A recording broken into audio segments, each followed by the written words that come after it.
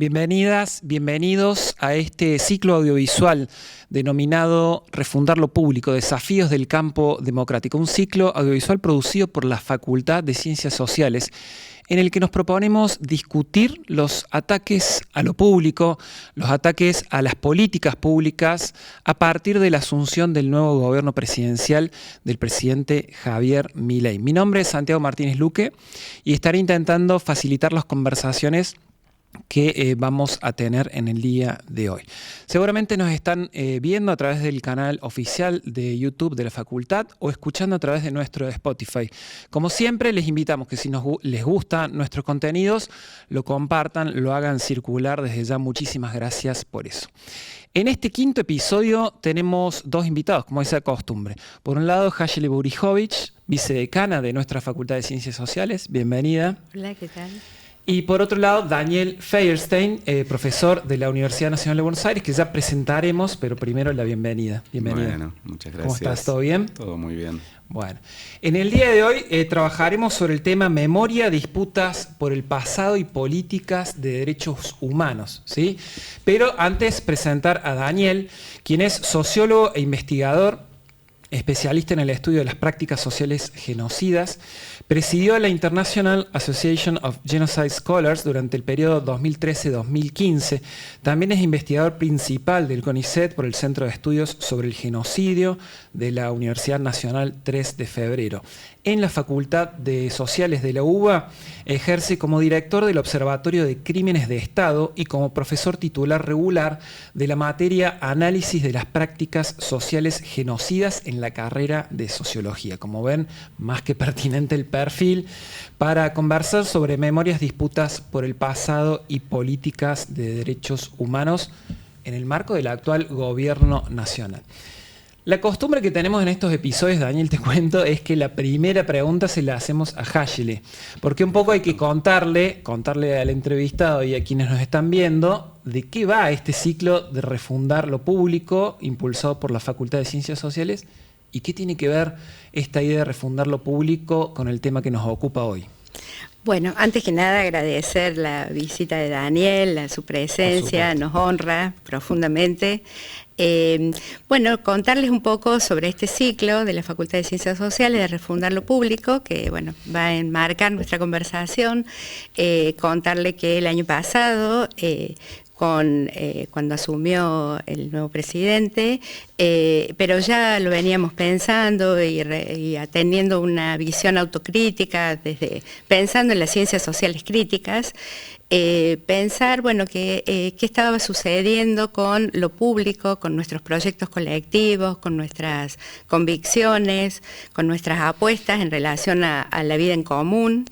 Entonces nos parece que en esa visión de lo público, las ciencias sociales tenemos mucho para aportar.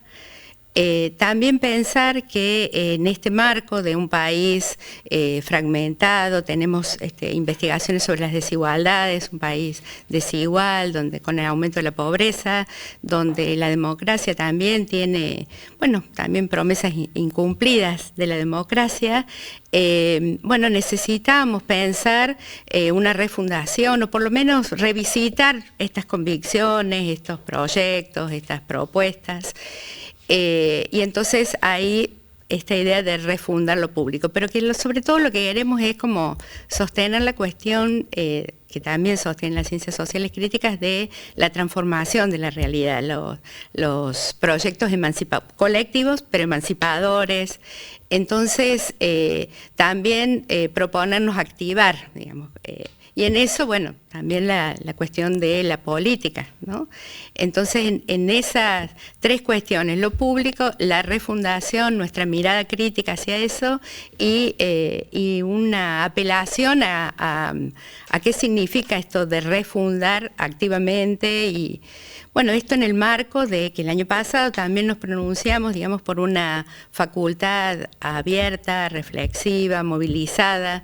Entonces, bueno, en este marco es que estamos pensando este ciclo, que ya llegó a su quinto episodio, que hemos tenido discusiones sobre los feminismos, sobre las nuevas derechas, Y bueno, ahora queríamos pensar, bueno, cómo desde los análisis del pasado reciente, desde los movimientos y organismos de derechos humanos, bueno, ¿cuál es la enseñanza de estas experiencias, donde, bueno, Argentina ha sido claramente pionera en muchas discusiones con los juicios, pero en relación a todo el movimiento de derechos humanos, irradia luz hacia los países vecinos, lo que hemos hecho en temas de derechos humanos y políticas de memoria?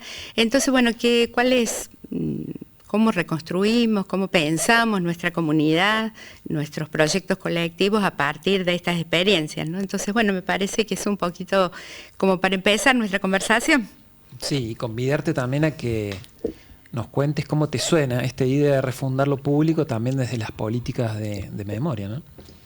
A ver, en principio, yo diría primero agradecerles la invitación, sí, pero diría que me encanta el proyecto por varios motivos, en general. Después ahora nos podemos meter con las políticas de memoria, ¿no? Pero porque me parece que hay un problema que es general en la relación de la academia con la sociedad y que explica de alguna manera también el momento en el que estamos.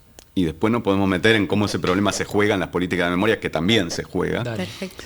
Y que es una escisión creciente que se ha ido dando entre conocimiento y acción, digamos, ¿no? Y entonces, esa escisión se ha producido tanto dentro de la academia como en los movimientos políticos o los movimientos sociales. Y creo que ha quebrado parte de lo que fue más rico en la experiencia de esa capacidad de articulación en nuestro país, ¿no? Y en donde es interesante en el sentido que lo hagamos en Córdoba, porque justamente donde Córdoba tuvo 2 veces un rol crucial ya en la reforma universitaria, pero luego en el cordobazo, claro, las 2 explicadas por esa capacidad de articulación. Y entonces, por ahí para ponerlo en ejemplos, ¿no? Pero yo recuerdo cuando yo empecé a estudiar en la universidad, y era algo que se prolongaba por lo menos de hacía 40 años, si no más, era muy difícil que un profesor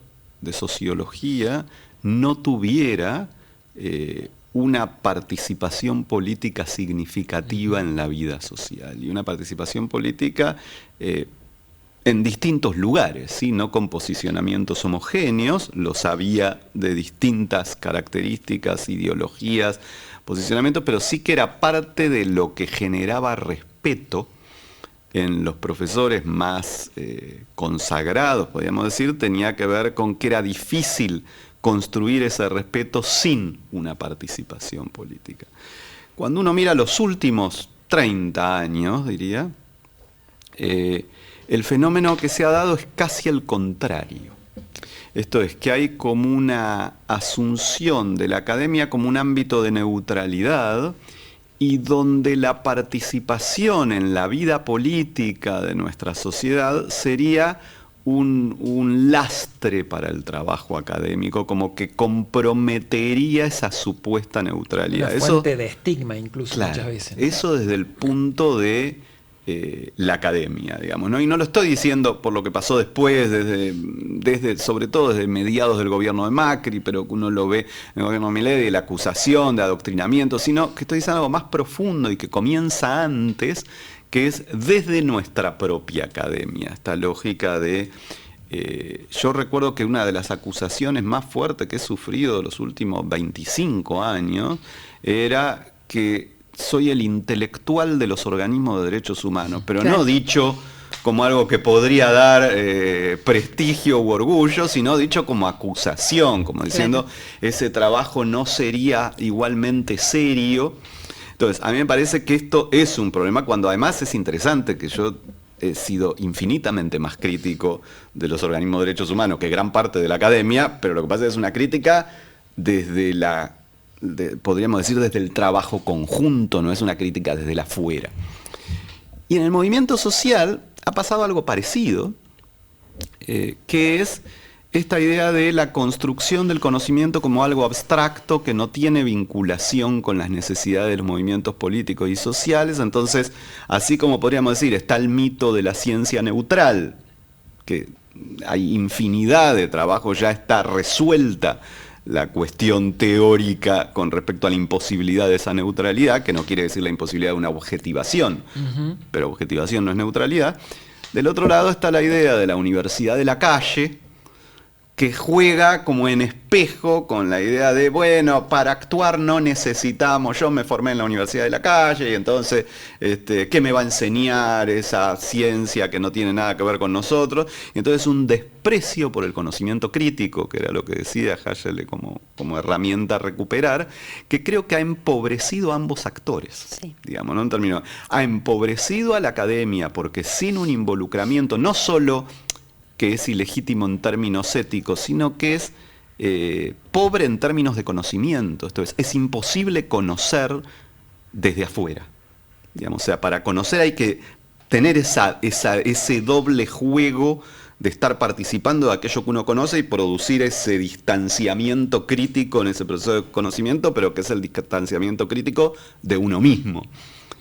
Y en el campo popular, también la incapacidad de asumir la necesidad de ese posicionamiento crítico ha llevado a una lógica absolutamente coyuntural, ¿sí? Donde se está permanentemente reaccionando a los golpes y no hay tiempo para el pensamiento estratégico, y eso incide en la acción política, ¿sí? En términos de que si vos siempre estás respondiendo, jamás tenés iniciativa. Para tener iniciativa necesitas distanciarte y pensar. Digamos, ¿no? Y ese pensar requiere herramientas críticas que son las que se desarrollan en espacios como este, pero que se desarrollan bien si ese espacio está involucrado en ese mismo proceso, en el lugar que esté, digamos, no es que está involucrado, quiere decir en esta posición, en el lugar que esté, porque todos los lugares te permiten conocerlo y te dan mayor riqueza para ese trabajo crítico, ¿no? En parte perdimos la politicidad de las prácticas académicas, ¿no? Exacto, las dos cosas, y el carácter crítico de las prácticas políticas, ¿no? Sí. Me parece que eso es un fenómeno muy difundido, es muy internacional, no es solo argentino, pero nos ha empobrecido mucho. En las políticas de memoria se ve muy claro, y a mí lo que me llamó la atención y que es lo que trabajé en el último libro mío, que es El pasado en la batalla cultural, que salió el año pasado, empieza la introducción con esto, que es que encuentro el mismo proceso en relación a la memoria del nazismo que en relación a la memoria del genocidio argentino, aunque quizás con distintas temporalidades, con distintas duraciones, pero el proceso es similar, que es los primeros trabajos con respecto al nazismo, que son de una potencia extraordinaria, son hechos en general por sobrevivientes o por actores políticos de ese proceso que además eran académicos, ¿sí? Pero claro, que viven ese proceso y se articulan. Entonces uno puede pensar en Hannah Arendt, o puede pensar en Raphael Lemkin, claro, o puede pensar en Primo Levi, o puede pensar en Raúl Hilberg. Todos esos primeros autores eran autores absolutamente atravesados por ese proceso. 20, 30 años después, no, en el caso nacimos un poco más, 40 años después diría, se profesionaliza el campo de los estudios sobre el genocidio, de los estudios sobre el genocidio nazi en particular y sobre el genocidio en general, y entonces lo que tenés es esa mirada profesionalista de académicos que se jactan de no tener esa vinculación, y paradójicamente son trabajos mucho más pobres, ¿sí? Pero que además ningunean el trabajo previo. Hacen claro, como si no hubiesen existido todos esos otros autores. En Argentina pasó algo muy parecido, que es que los primeros trabajos, décadas 80, 90, son hechos fundamentalmente por académicos que tenían toda una trayectoria de militancia política y participación en esos hechos. Estoy pensando León Rosichner, Juan Carlos Marín, Carlos Flaskamp, mismo Pilar Calveiro, digamos. Estos son los 80 y 90. Y voy a decir algo provocativo para el campo, pero en general yo soy provocativo, sí, no tengo problema. Aparecen dos campos que son los estudios sobre la memoria y la memoria reciente en los años 2000. Y al igual que lo que pasa con el nazismo, los dos campos se fundan ignorando la producción previa.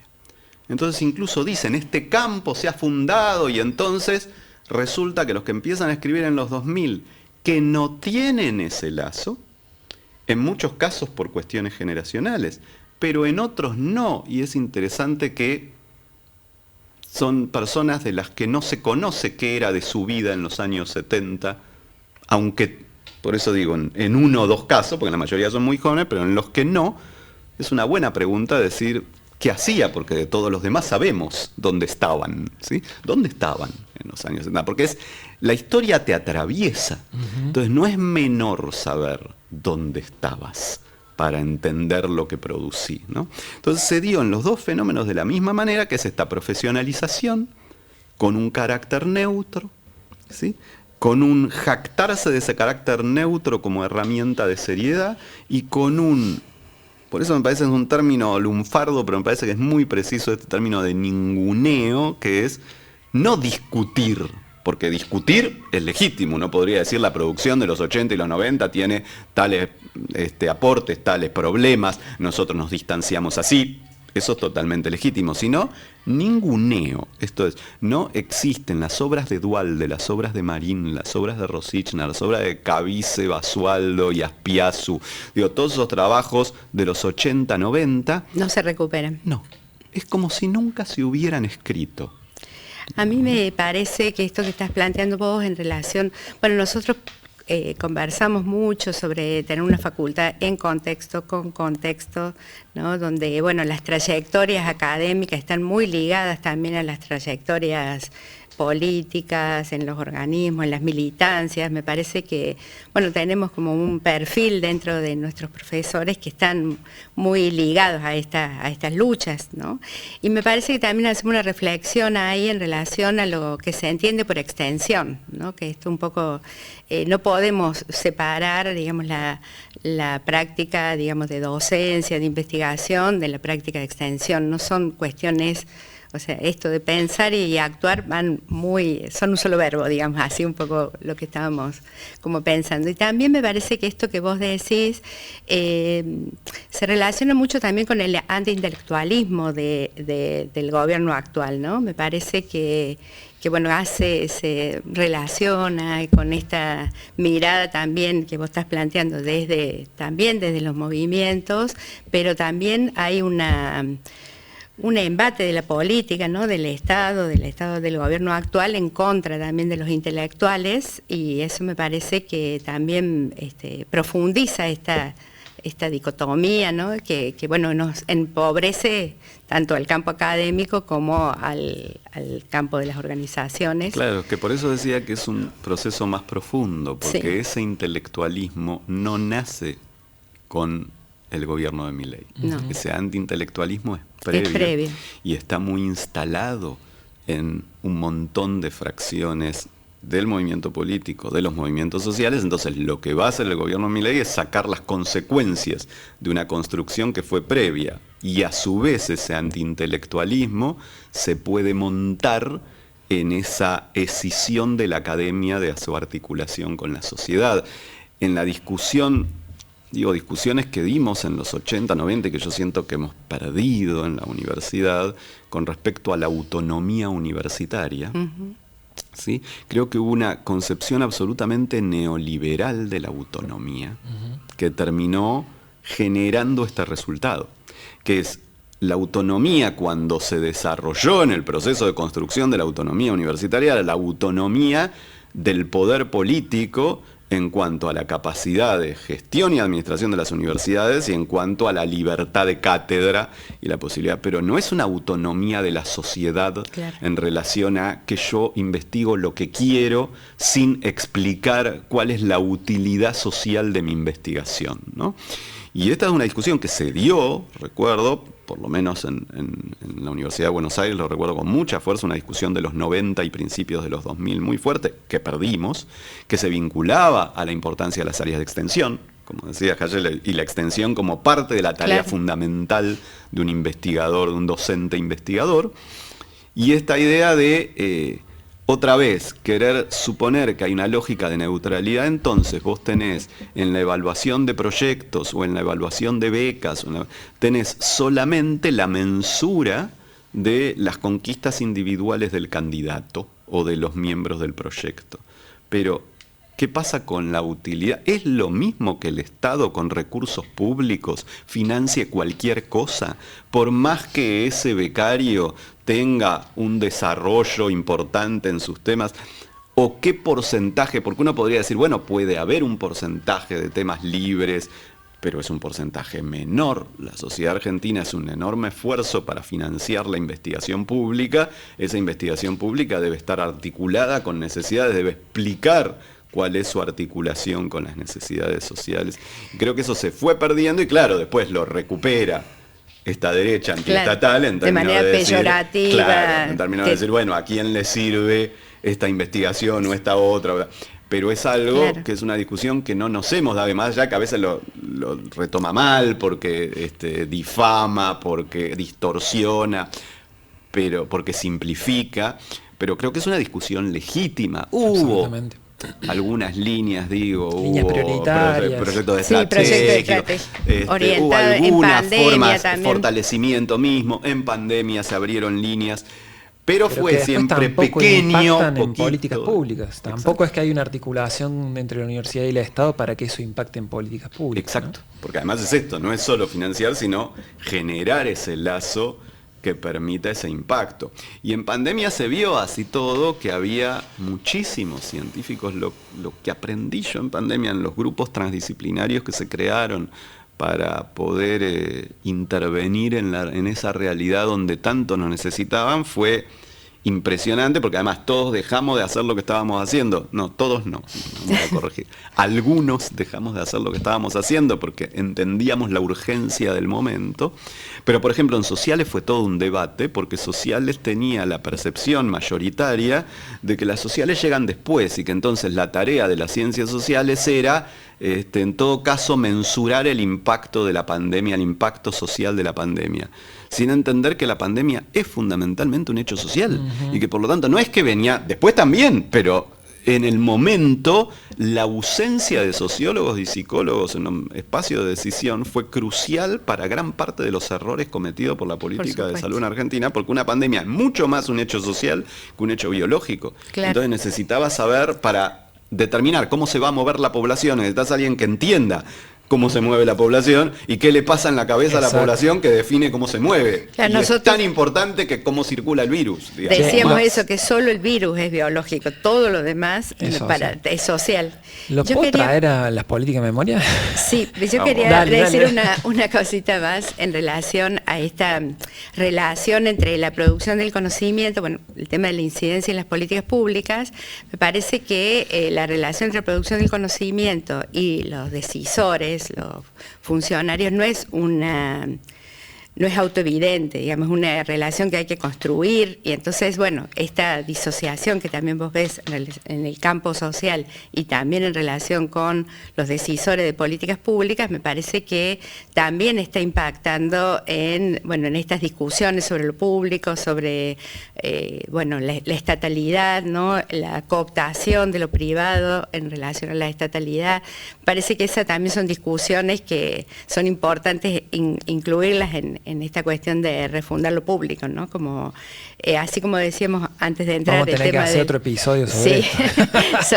Decíamos este tema de la comunicación pública de la ciencia, claro, me parece que esta cuestión también es... Mira, retomo esto y me meto con eso de lo que vos querés, pero retomo lo que planteás porque me parece crucial, que es ahí justamente en la relación con los decisores públicos, en donde sí necesitas, pero es otro tipo de autonomía. En el sentido que qué es lo que la universidad puede producir, justamente una capacidad de análisis crítico que solo se puede sostener si no es parte de esto es, si tiene una vinculación con los ámbitos de decisión, pero no es parte de los ámbitos de decisión. Y entonces puede tener el suficiente carácter crítico de esas decisiones como para incidir, pero incidir sin verse atravesado por ser el que toma la misma decisión. No se puede estar en los producir conocimiento a medida, digamos. Claro, y se puede estar en los dos lados del mostrador. Y esto, para las políticas de memoria,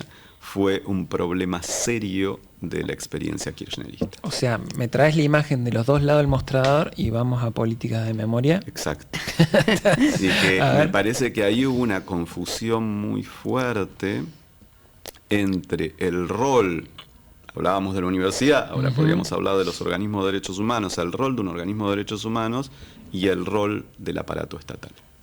El organismo de derechos humanos surge denunciando, o sea, el rol del organismo de derechos humanos es denunciar la violación estatal de los derechos humanos. El que viola los derechos humanos siempre es el Estado.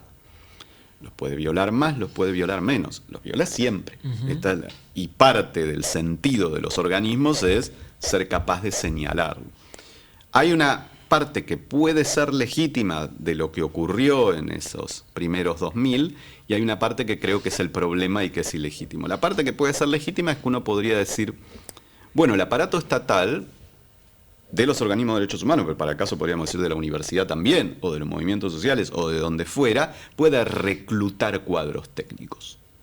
Es legítimo, digamos. Hay gente que sabe, que se formó, que entiende una realidad, y entonces uno dice, bueno, a este tipo que es un investigador en ciencia de la salud, no nombro ministro de salud, y a este tipo que viene desarrollando una tarea interesantísima en el campo de los derechos humanos, lo nombro secretario de Derechos Humanos, o director del área que fuera. Ahora, si lo nombro en el Estado, entonces ya no es el organismo. Tiene que renunciar al organismo, porque el rol del organismo es denunciar al Estado. Cuando uno queda, y eso pasó mucho en el campo de las políticas de memoria y de los derechos humanos, cuando uno queda de los dos lados del mostrador, empobrece los dos lados. ¿Sí? En términos de decir, empieza a darse una confusión de roles que dificultó mucho la tarea crítica.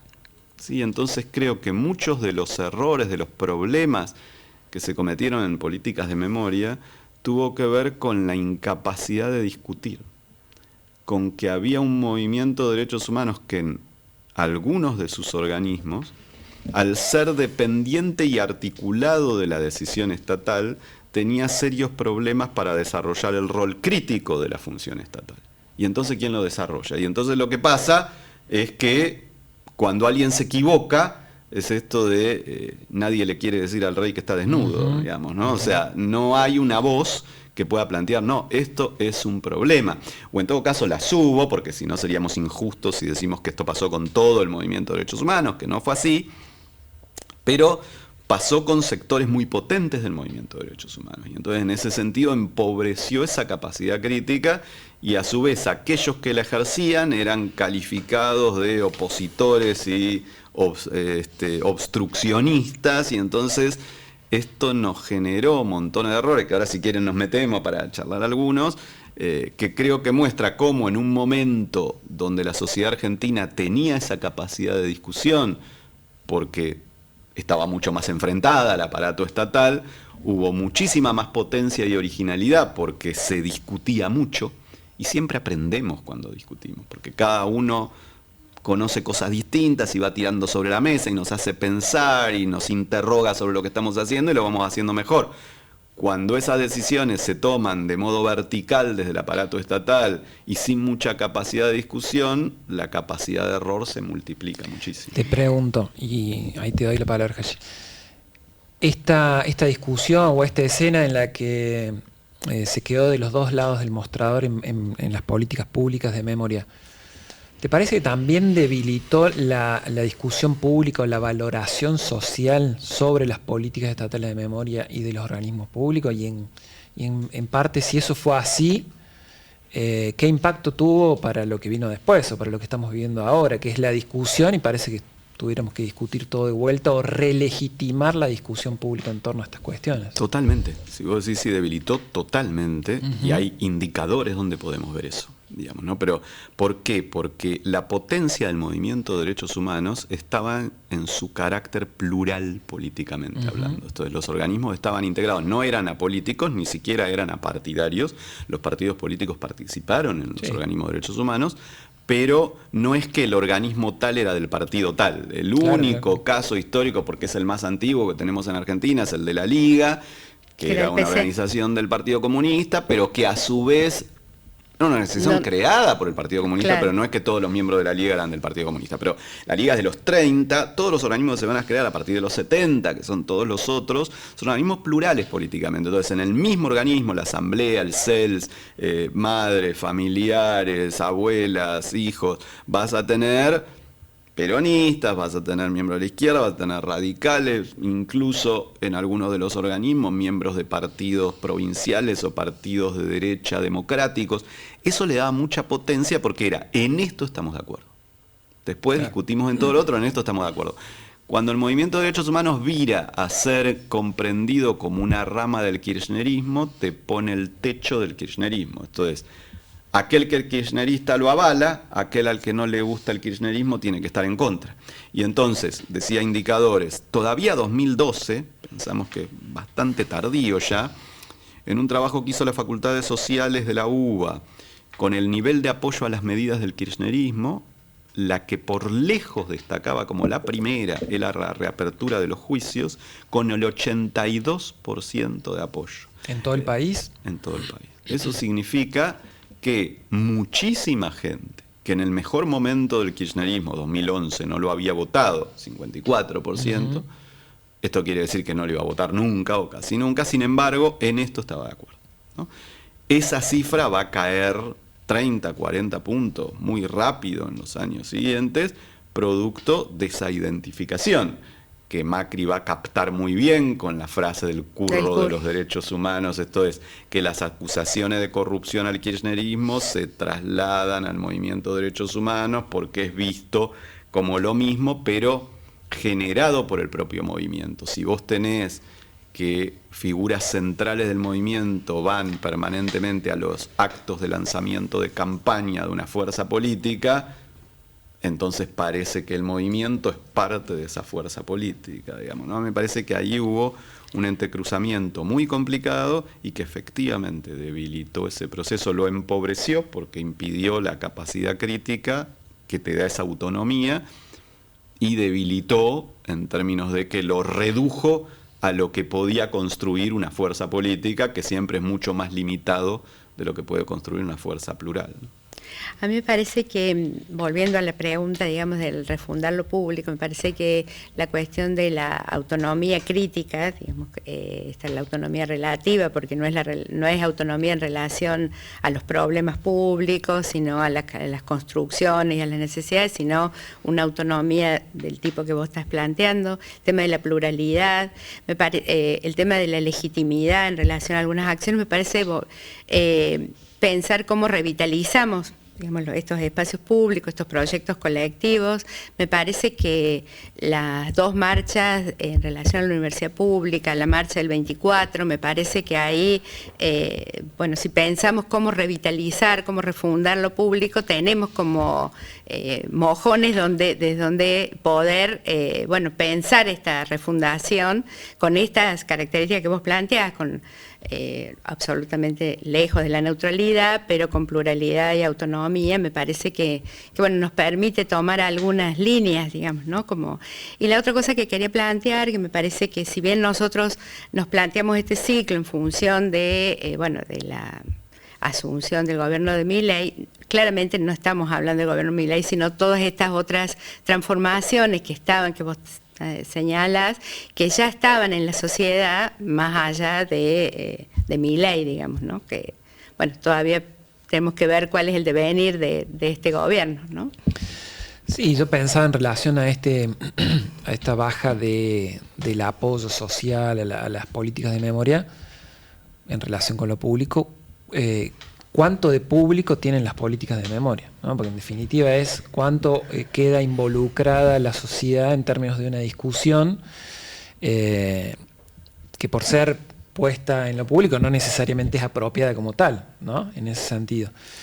Y digo, este ciclo lo consumen muchas veces o ven recortes o los programas completos estudiantes de nuestra facultad que por ahí tienen 20, 18, 19 años y en muchos sentidos, por ahí no necesariamente en nuestra facu, pero sí en esa franja generacional o incluso en otros sectores, pareciera necesario volver a explicar algunos acuerdos que existían en la Argentina, ¿no? Por ejemplo, digo, está este producto público que difundió el gobierno a propósito del 24 de marzo, de la idea de memoria completa, del negar que en la Argentina hubo un genocidio. Digo, ¿por qué podemos afirmar que en la Argentina hubo un genocidio durante la última dictadura militar? A ver, me haces como pregunta, tres preguntas distintas, digamos, agarra tres preguntas por donde distintas. A ver, empiezo, voy en orden, dale, digamos, y después si querés le si entramos. mantenés el orden vas a ser mejor que yo. Dale. Sí. A ver, primero, esta pregunta que hacías me parece crucial, que es ¿cuál es el rol del aparato estatal en la construcción de políticas de memoria? ¿Qué es? ¿Cómo se hace que se vuelvan públicas? Y me parece que ahí hubo una confusión, que el rol del aparato estatal en una política de memoria es generar el espacio para el debate sobre las políticas de memoria y aportar herramientas para ese debate. Pero no es bajar cuál es la línea que debe ser aceptada. Me parece es un error en el modo de pensar el involucramiento del aparato estatal y paradójicamente logra el efecto contrario, ¿sí? Esto de yo hice mi escolaridad en dictadura y lo que me quería contar la dictadura a través de los docentes en dictadura, obviamente yo iba a sospechar de eso y por supuesto que lo que hacíamos era hacer una crítica de eso, de esa línea que nos querían bajar. Eso va a funcionar con cualquier línea que te quieran bajar. Entonces, una cosa es establecer que las escuelas deben trabajar la conmemoración del 24 de marzo, eso es una política pública, es decir, esto hay que discutirlo, en el aula hay que trabajarlo. Otra cosa es producir materiales para que se pueda trabajar, y entonces decir, acá te aporto esto, mira este documento. Entonces, pienso didácticamente cómo estos documentos los puedo acercar al debate, y ahí termina. Y después en cada aula pasará lo que tenga que pasar y los docentes plantearán su postura y tendrán distintas posturas y los estudiantes vendrán con sus temas y plantearán que no están de acuerdo y eso es lo potente, que se abra ese debate en el aula. Que sea un proceso social vívido. Y ahí es donde se vuelve, ahí es donde se encarna, claro, digamos, ¿no? Y a mí me parece que en ese sentido el video que sacó el gobierno este 24 de marzo es mucho mejor que el que sacó el año pasado. Totalmente. Porque justamente lo que hace, si bien a mí no me gusta, pero lo que hace es abrir preguntas. Y lo que hay que hacer para discutir con ese video es responder esas preguntas. Es un video de una persona joven, Agustín Laje, él mismo dice, nacido en el 89, no ha vivido nada de esto, e interroga muchos de los discursos oficiales, los interroga con malicia, los interroga distorsionando, pero los interroga. Y ante alguien que interroga y que se hace preguntas que se pueden hacer muchos jóvenes, hay que ser capaz de responder, claro, de dar ese debate. Y entonces ahí vamos a la final de la pregunta, que es esa. ¿Hubo un genocidio? Yo creo que la categoría de genocidio es central y este debate nos lo demuestra. Es una categoría que construyó el pueblo argentino muy temprano, pero que sin embargo la academia en general abomina bastante de ese concepto. Y yo lo que digo es, podemos entrarle por varios lados, ¿sí? Pero el que me parece más interesante en la discusión que estamos es qué escenario de discusión abre cada concepto, porque los conceptos no son solo conceptos, son estructuras de representaciones. La condensación, un concepto condensa una manera de armar los mismos hechos. Entonces lo que hay que entender es que cuando discutimos teoría, cuando discutimos conceptualizaciones, no estamos discutiendo verdad y falsedad.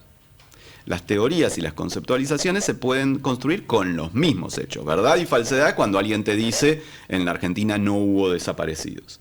O incluso hubo menos desaparecidos. Bueno, ese es un debate que involucra verdad, falsedad, que hay que probar.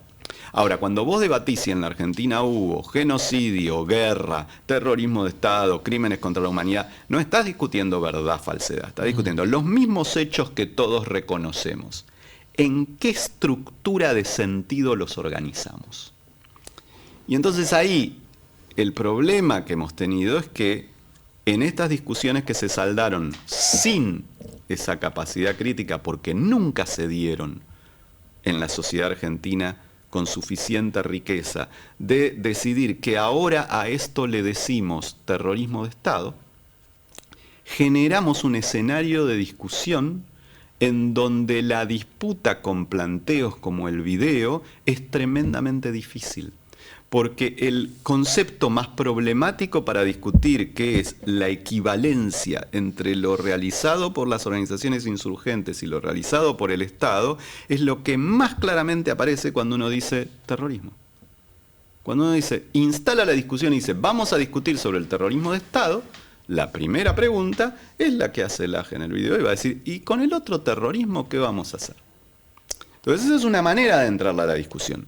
Si uno entra a la discusión con genocidio, entra desde otro lugar, porque por de pronto rompe la igualación en términos de decir, estamos discutiendo una sola acción, porque la otra la podemos discutir si quieren en otro momento, pero no está sobre la mesa ni la vicepresidenta de la Nación, que viene de una militancia que busca poner sobre la mesa los hechos criminales, podríamos decir en algún punto, los errores políticos, lo que fuera cometido por las fuerzas insurgentes, no plantea ni podría plantear en ningún sentido que eso fue un genocidio. Entonces, cuando estamos hablando de genocidio, estamos hablando de una parte, que es lo que hizo el Estado. Claro. Y en todo caso, lo que se abra la discusión es, ¿eso que hizo el Estado fue un genocidio o no fue un genocidio? Y entonces empezamos a discutir, ¿qué grupo quiso destruir el Estado? Porque si fuera un grupo político, entonces estaría en cuestión la discusión de genocidio. Si lo aceptamos como grupo nacional, que es lo que hizo la justicia argentina en más de 50 causas, entonces sí lo sería. Pero esa discusión de qué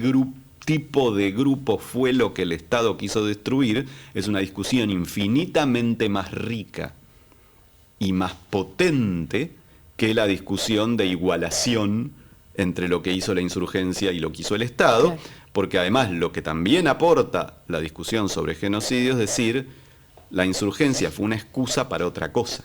Lo que está detrás de la mirada de genocidio es lo que vino a hacer el Estado argentino, es a transformar la estructura social y económica de la sociedad argentina.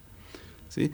Y entonces la insurgencia fue una excusa más utilizada para eso, pero claro, implica resituar todos los elementos en términos de decir, pero nuevamente tenemos elementos documentales para plantearlo, tenemos verdades para poner sobre la mesa, decir, pasa que a veces son verdades dolorosas para nosotros también, pero que decir, la insurgencia jamás en la Argentina estuvo en condiciones de disputar el monopolio de la violencia, a diferencia de Guatemala, a diferencia de El Salvador, a diferencia de Nicaragua o Cuba.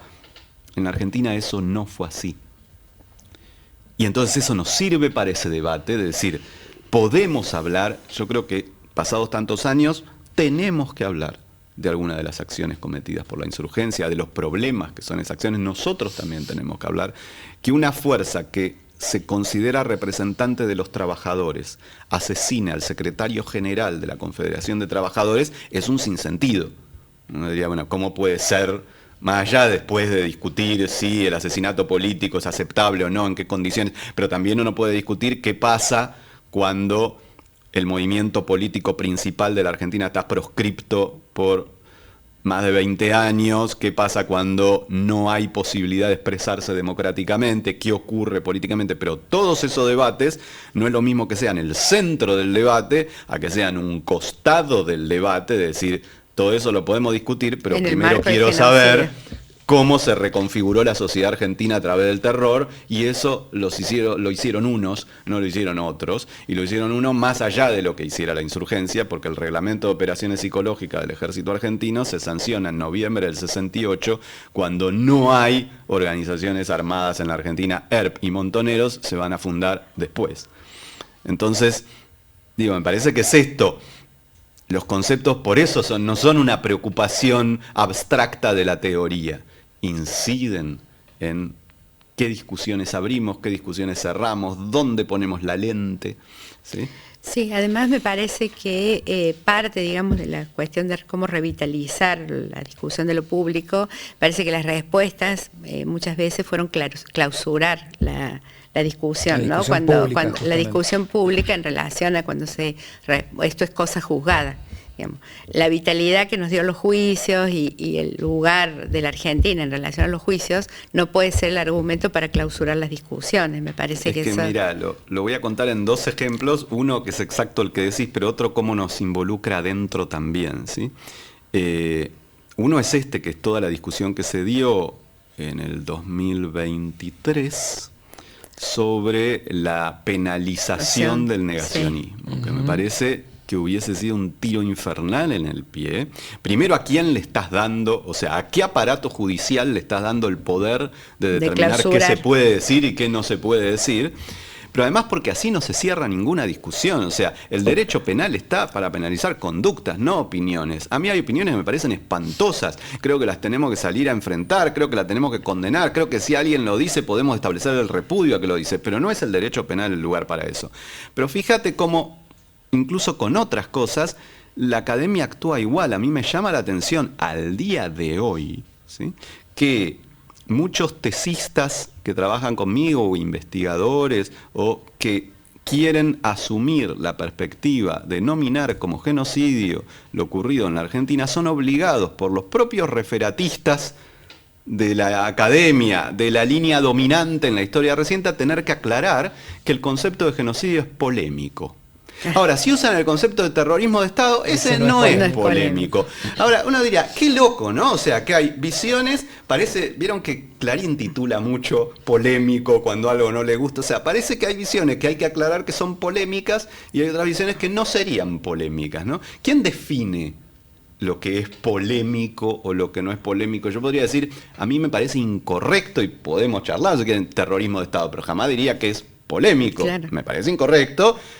Pero si alguien sostiene esa postura, lo que tengo que hacer es solamente evaluar la consistencia de su argumento. Ese es el rol de un referatista. Un referatista dice, yo asumo esta postura, si no, no se podrían hacer referatos con posturas teóricas que uno no coincide. Sería inimaginable decir que si alguien sostiene una postura weberiana es polémico para el referatista marxista urgemiano. Es un absurdo, digamos, ¿no? Pero sin embargo esto funciona así. Y por eso digo, habilitado discursos como el del último video, porque hay cosas que dice ese discurso que son ciertas en el sentido de cómo se ha clausurado cierta posibilidad de debate. Después, claro, lo usa hacia otro lugar porque quieren clausurar de otra manera los debates. No es que realmente los quieren abrir, porque justamente están cerrando todas las áreas que los podrían abrir, están destruyendo toda política de memoria, no es que la están reemplazando por otra.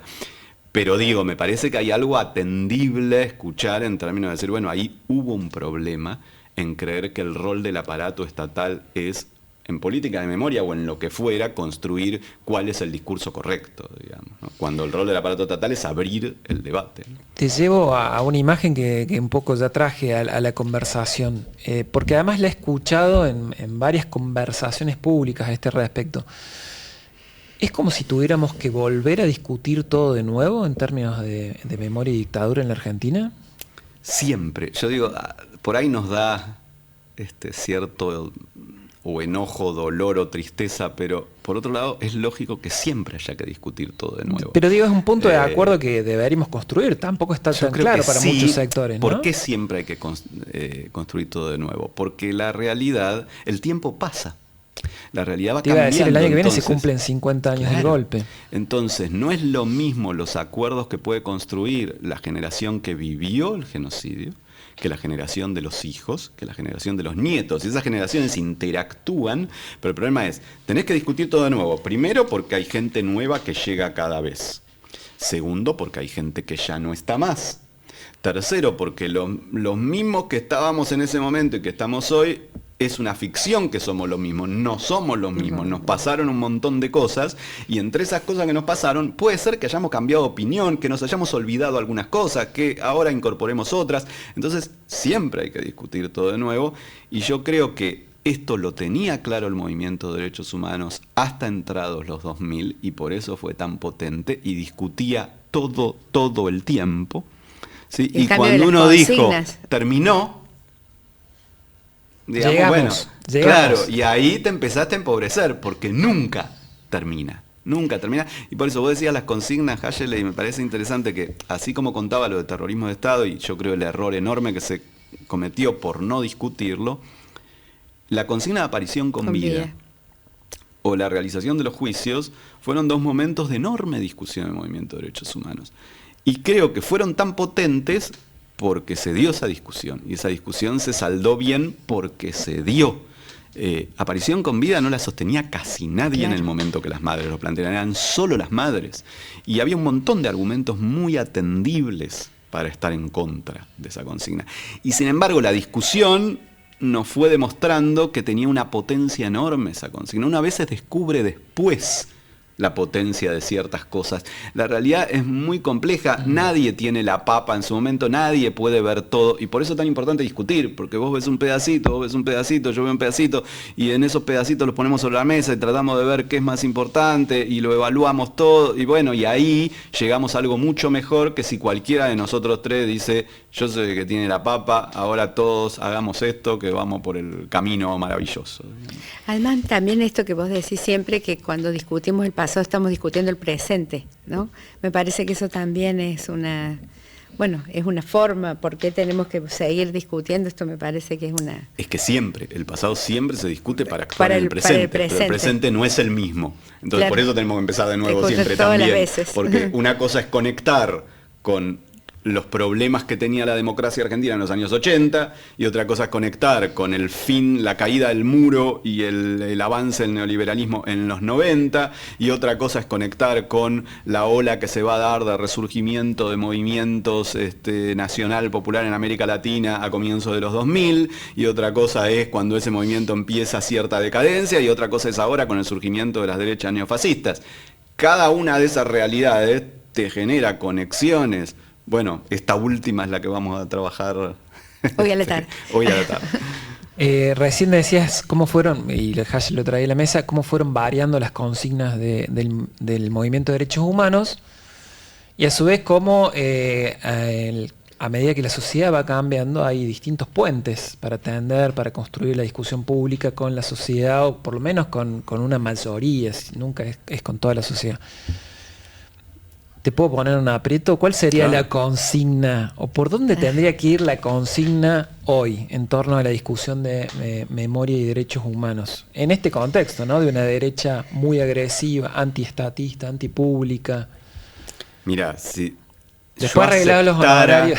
No, si yo aceptara el lugar en el que me querés poner, estaría contradiciendo todo lo que acabo de decir. Bueno, te invito a que hagas tu aporte al debate. Claro, entonces sería, si la idea es que yo lo tengo claro, y ahora se los digo, y con esto vamos a derrotar a la derecha neofascista, no vamos por buen camino. Entonces, si empezamos de otra manera a decir, a ver, tratemos de pensar por dónde puede ir, bueno, podemos tratar de pensar con todo el riesgo de equivocarnos, claro, digamos, ¿no? Y yo diría, hay tres cosas. Hay una cosa que empezó a aparecer, yo creo que fue 2017, si no me equivoco, pero puedo estar equivocando, que es la consigna que empezó a incorporar el movimiento de derechos humanos ya a partir de la experiencia macrista, que fíjate cómo se vincula con otra discusión, que es son 30.000 fue genocidio. Es interesante porque introduce, si bien no es que aparece ahí, genocidio en realidad es mucho más vieja que terrorismo. Genocidio, el primero que dice genocidio es Rodolfo Walsh, y después Duhalde, justamente el creador del Estado terrorista, en realidad es el primero que plantea Argentina proceso al genocidio, año 77. Entonces digo, reinstala la cuestión de fue genocidio, pero acompañado del 30.000, y que es un tema a discutir también, porque ahí hay una cantidad de cuestiones que tenemos que discutir, ¿qué eran los 30.000? Cuando se construye esa estimación, porque eso es muy potente, es complicado, porque hay una confusión que se dio en el propio movimiento de derechos humanos, en que eran 30.000 detenidos desaparecidos, pero después pareció que eran 30.000 asesinados, y esas dos cosas no son lo mismo. Pero es muy interesante entender que no son lo mismo, porque quiere decir que hay mucha más gente afectada por los campos de concentración, claro, que aquellos que fueron asesinados. Pero además me pareció muy potente que la consigna se construyó con son 30.000. No fueron 30.000. Fue genocidio, pero el 30.000 viene como en tiempo presente, lo cual podría iluminar, no sé si fue hecho a propósito, la verdad que yo no tengo claro tanto cómo surgió esa consigna, si bien he participado siempre en ese momento, sí tengo claro que bueno, hice mi aporte con el genocidio y demás, pero cuando deciden los organismos decir son 30.000 fue genocidio, no es que es esto, yo la tenía clara y les dije, digan así, al punto que no sé por qué se puso en tiempo presente y no en tiempo pasado, pero me parece un hallazgo. porque son 30.000 implica que muchos de los 30.000 están entre nosotros, que esa destrucción tuvo que ver con quebrar la subjetividad, que en muchos casos fue asesinando a esas personas, que en otros casos se intentó de otras maneras y buscaba quebrarle el espinazo a nuestro pueblo, a nuestra sociedad. Entonces digo, esa es la salida, no, es una cosa que me ilumina por un lado. Pero sobre todo me parece que todos estos temas que planteábamos también tienen que estar sobre la mesa, ¿sí? Yo creo que hay cosas que el movimiento de derechos humanos debe revisar, ¿sí? Que esta incapacidad de haber sostenido el pluralismo político debilitó y empobreció a ese movimiento, y que este año, después de 19 años y intentos infructuosos que venimos haciendo desde hace años, haya habido una marcha unificada. Bueno, es también un aporte interesante para tratar de retomar ese rol. Yo diría, yo sé que es muy difícil, pero diría, producto de ese problema, yo le recomendaría, lo mismo en lo que decíamos con las marchas universitarias, yo recomendaría a los dirigentes políticos, muy especialmente, que traten de aceptar un rol más subordinado a esos movimientos. No solo no cooptarlos, sino entender que no son el centro. Claro. Entonces, cuando aparece un candidato presidencial en una marcha plural tratando de hacerse eco y apareciendo como la figura central de la marcha, lejos de ayudar, debilita la marcha. Y eso no quiere decir que no tiene que ir, pero una cosa que pasaba en muchas marchas, yo la recuerdo mucho de las de los derechos humanos, era que había un orden de cómo se marchaba. Y era los organismos adelante, y luego se sorteaban a los partidos políticos que venían todos atrás, sí. Con un rol. A veces uno tiene que entender que no puede tener todas las cámaras siempre. Entonces, que a la hora de la campaña electoral, bueno, el candidato presidencial tiene todas las luces.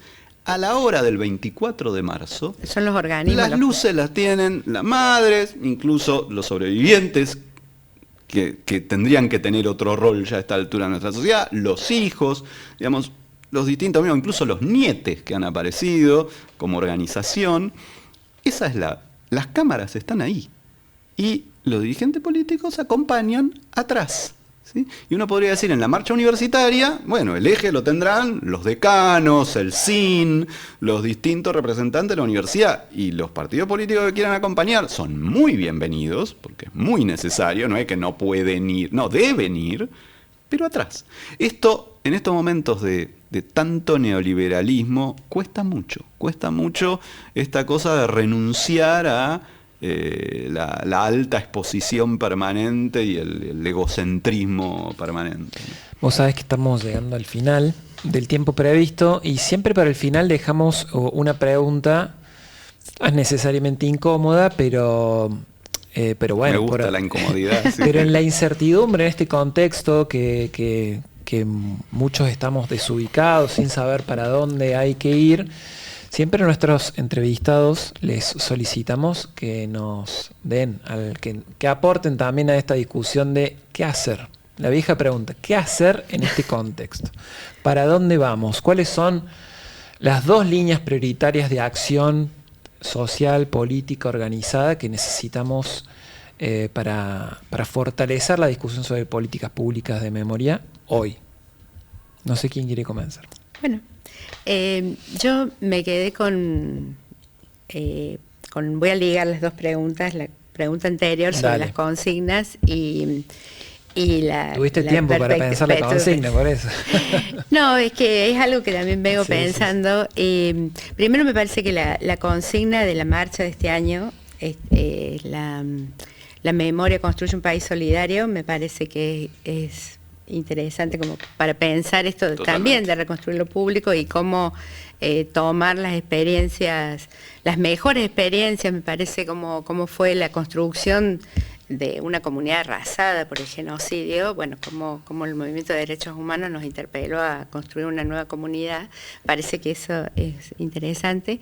Y también parece que el nunca más fue una apelación de futuro, ¿no? Como, o sea, fue para atrás, pero también una cuestión hacia el futuro. Me parece que eso, pensando en un gobierno, en una sociedad con un devenir autoritario, no hemos hablado de las cuestiones de las prácticas fascistas, que es un tema que que Daniel trabaja muchísimo, de prácticas sociales fascistas, pero me parece que esa incluso memoria, verdad y justicia, también son líneas, o sea, porque si pensamos, bueno, esto de la memoria que construye un país solidario, la verdad en disputa, me parece, la verdad en relación, o sea, lo que ha significado las redes, ¿no? Las redes sociales, no nos vamos a meter en ese tema, pero todo lo que implica esta explosión de una supuesta libertad de expresión, ¿no? que discute las verdades,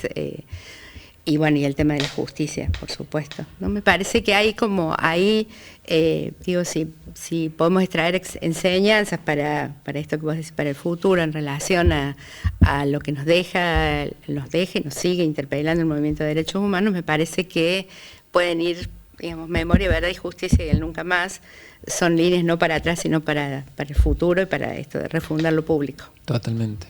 Daniel. A ver, por un lado comparto todo lo de ayer y vamos a agregar algunas cosas. Por un lado, volvería al principio de la charla, en términos que dos cuestiones que me parece muy relevantes es poder recuperar esta articulación conocimiento-acción, ¿sí? Desde los dos lados. Uh-huh. Esto no es solo algo que interpela a la academia, pero la academia tiene mucho para hacer.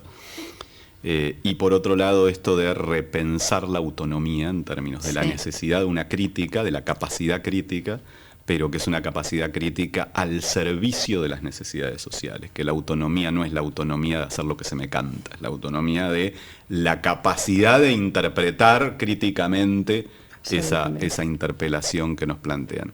Y después diría, también en un sentido más general, me parece que hay muchos conceptos históricos de todo, podríamos decir en un sentido muy amplio del progresismo, que han sido abandonados, olvidados, incluso enfrentados, y creo que tenemos que volver a revisar, ¿sí?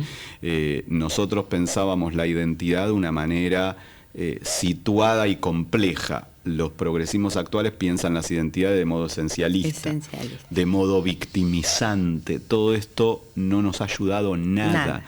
Y lo mismo diría en relación a problematizar los relativismos. Nosotros nos acostumbramos en la disputa con el positivismo a exagerar la crítica al positivismo, que en ese momento era necesaria, y hemos caído en relativismos tanto epistemológicos como morales que explican mucho el momento actual.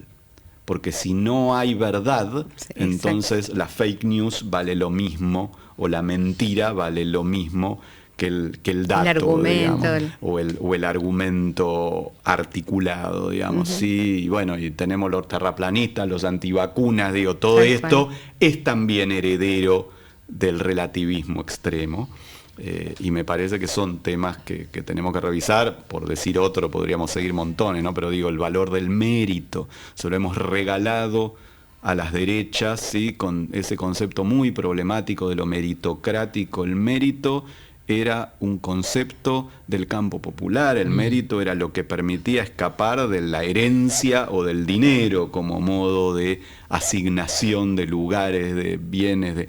El mérito implica una articulación entre sacrificio y talento, me parece que es algo sobre todo desde un ámbito como la universidad que hay que poder recuperar, ¿sí? Es importante el mérito. Totalmente. Bueno, lamento tener que cortar la conversación, pero bueno, los formatos audiovisuales también son así. Muchas gracias, Daniel, por acompañarnos. Muchas gracias. Muchas gracias. Muchas gracias, Daniel. Ha sido un verdadero gusto. Bueno, hemos llegado al final de este episodio número 5 de este ciclo de conversaciones audiovisuales denominado Refundar lo Público, Desafíos para el Campo Democrático. Es un ciclo producido por la Facultad de Ciencias Sociales y realizado audiovisualmente por el CEPA. Desde ya, muchísimas gracias a todos los integrantes del CEPA de la Universidad Nacional de Córdoba. Como les dijimos al principio, si les gusta este contenido, les agradecemos desde ya compartirlo, hacerlo circular. Desde ya, muchas gracias. Hasta luego.